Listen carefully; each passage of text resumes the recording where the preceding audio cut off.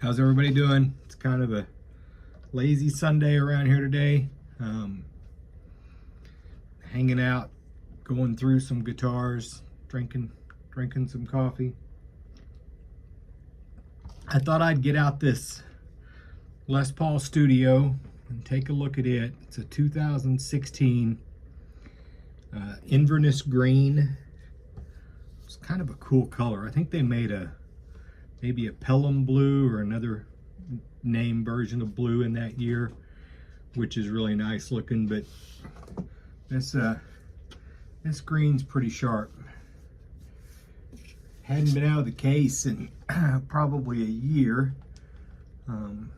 It's got the vintage Gibson Deluxe tuners. I like the pearloid looking knobs. This one, I don't know how much it costs new because I didn't buy it. This was given to me by a friend.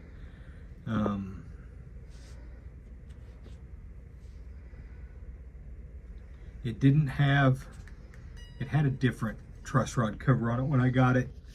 I don't remember what it said. I think it said classic or something like that, but it was obviously a Les Paul Studio, so I put the studio tag back on it. He had also swapped out the plastic for black, which didn't look bad, but it didn't look right. And it's got the photo in the case that Gibson used to take when they would when they would complete a guitar, and they'd take a picture of it on the bench. So I could tell this was what was supposed to be on it, so I went ahead and changed it back to normal. I've got this tailpiece top wrapped right now. I just did it to try to see if it made any difference. I can't tell that it does. I think it's kind of a waste of time. I know a couple of fairly famous players do it. It does let you drop that tailpiece all the way down on the body, but it will also eventually mar up the top of that tailpiece. It gives you a little bit more string. I realize it's still the same distance from the saddle to the nut, but that little bit of extra string, from what I understand, makes them feel a little slinkier, but you also have to bend further to get the same amount of bend. Not a lot, but probably enough a skilled player might notice it. Probably not enough that I would notice it. It's got push-pull pots. We'll pull that back cover off in a minute and look in there. It's got push-pull pots to split these humbuckers. These are the, what are they, 490 and 498 Gibson pickups. Really curious about this because based on my understanding, Gibson pickups always, I thought that the screw end was always south, and these are not that way.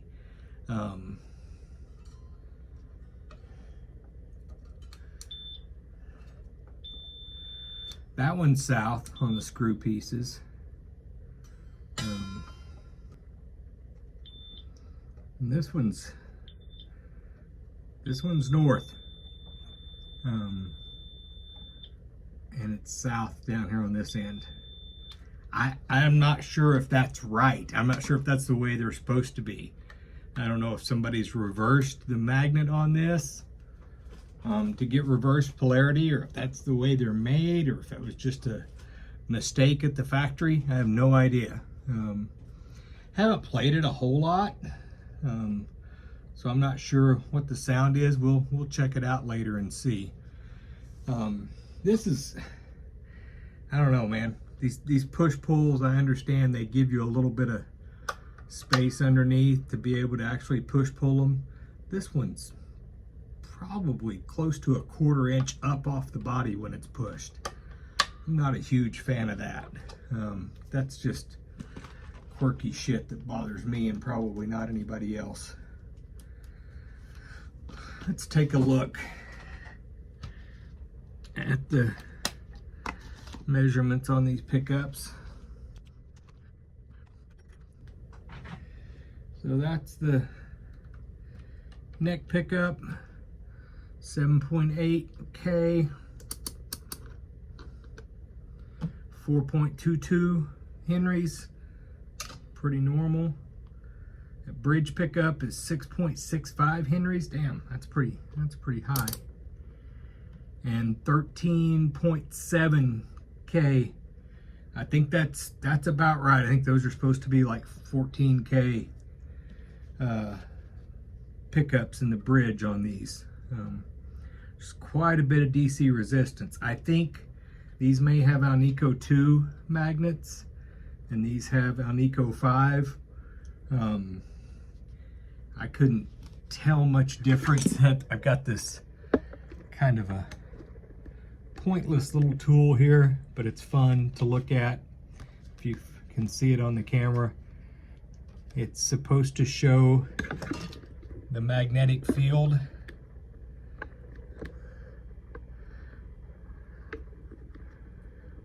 And you can kind of see, you see those little lines right down the middle? Best I can figure, that's where the polarity changes from one side of the magnetic field to the other. We get the same thing back here on this end. You're supposed to be able to read large variances in gauze with this, but these aren't going to be a large enough variance to be able to tell any difference. The shades look pretty much identical on both. Anyway, I thought that was kind of a cool little tool I found on Amazon. Let's flip it around and pull this back cover off and see what's in the control cavity.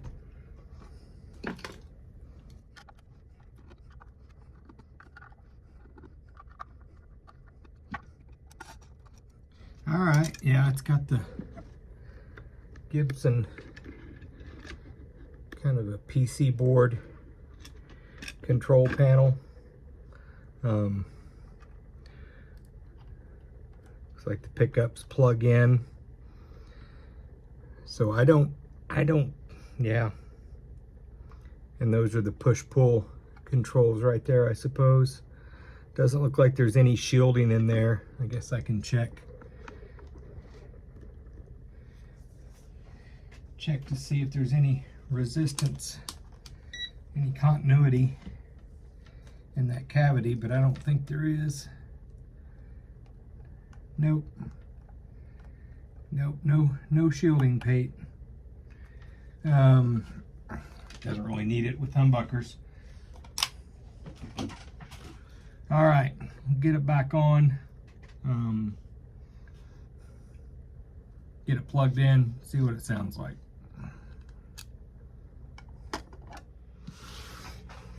All right, I got it plugged in. Went to tune it up. The E string was a little bit out of tune. I may have hit that knob at some point. Surprisingly, everything else was still really well in tune. These tuners are super nice too. I forget how nice quality tuners are until I've been using mediocre tuners for a while, and I get a hold of some good ones, and they're just perfectly smooth, and they allow you to get right in tune without going too far. This room is so freaking noisy. There's a lot of RF interference in this room, so I've got the volume up right now. As long as I'm touching something, it's okay. I take my hands off, you can really hear the noise in this room, even with humbuckers. It's crazy. So I'm on the neck pickup right now. Got my amp up. I've just got the gain on 5. It's a little Super Champ X2 on a, what setting do I have it on? Like the Princeton Clean setting.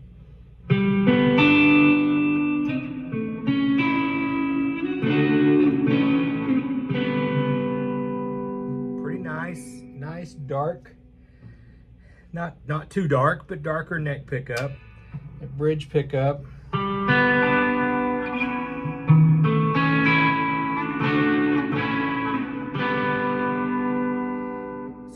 lot more chimey. I bet it would drive a tube amp pretty nicely. Go to split on that bridge.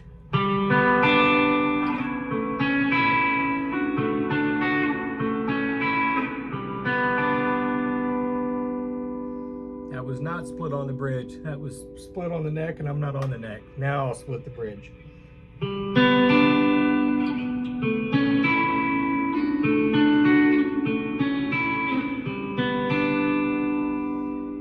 Now we'll go to the neck.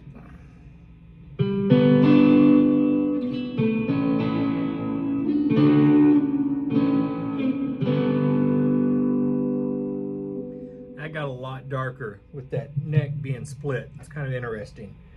Now with both of them split and in the middle position,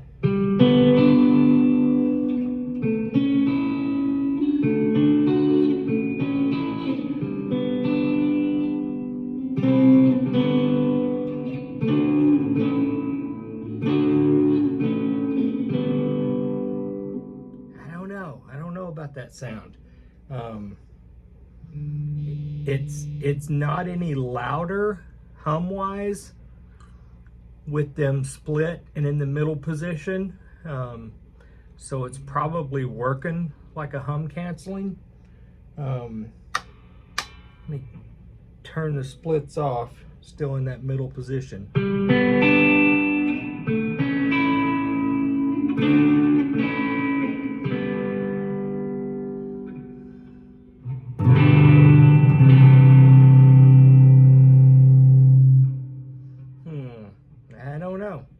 I don't know what to think about it.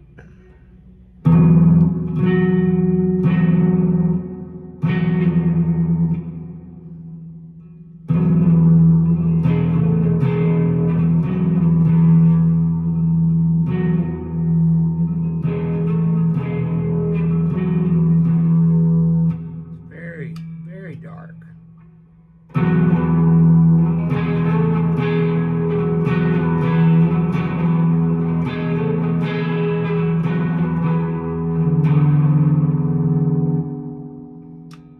Just the neck.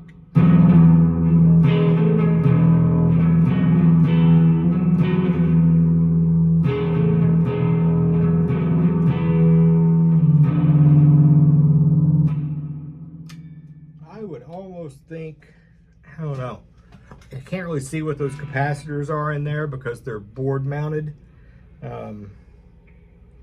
I would almost think this would benefit from a lower, like a 22 capacitor. It may have a 47 in there.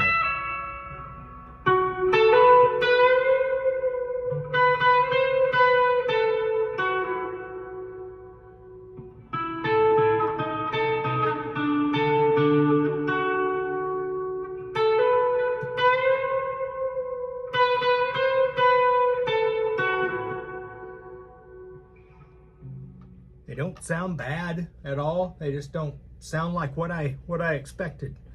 And I suspect, as with most pickups, you kind of got to dial in your amp to match whatever guitar you're playing. I'm still really curious about that, the pole pieces on this pickup being north. That is not the way I understood Gibson wound their pickups. Be curious what anybody else thinks, or if anybody knows more about that than I do. Let me know in the comments for sure. It's a nice looking guitar. It's about 8 pounds. I can't remember, 8 pounds, 12 ounces, somewhere around in there. Pretty typical for a Les Paul. Surprisingly, it doesn't feel that heavy. I think I just expect Les Pauls to be heavier, so I don't notice the weight as much. When I pick up a Tele that weighs anywhere close to this, I'm like, oh my God, that weighs a ton. It doesn't feel like a ton with a Les Paul. I think the Studios are great guitars. These seem to be going for, checked on Reverb, it looks like they're selling for anywhere between $900 and $1,200. I'm sure the condition has a big impact on that, whether or not it comes with the case. These Gibson cases, in my opinion, are kind of a work of art in themselves. Kind of classic styling and definitely quality cases. Let me know what you think. You have much experience with studios? I always figured the idea of the studio was that this guitar is capable of producing the sound and the playability that you expect from a Les Paul without the flashiness of the standard or the custom. There's no binding on the neck, no fancy figured maple top. It's just the guitar with no aesthetic bells or whistles. And I kind of think that's what they did. I think that's what they accomplished. If you want to play a Les Paul because you like the sound and feel of a Les Paul, then this is going to give you that. If you want to play a Les Paul because you like the look of the Les Paul, then maybe you want the standard or the custom or a classic or even a trad traditional. So let me know what you think. Hope everybody has a good day. I've had a good weekend. Did a little yard work yesterday, and so I'm just taking it easy today. Hope you've had a good weekend as well. See you soon.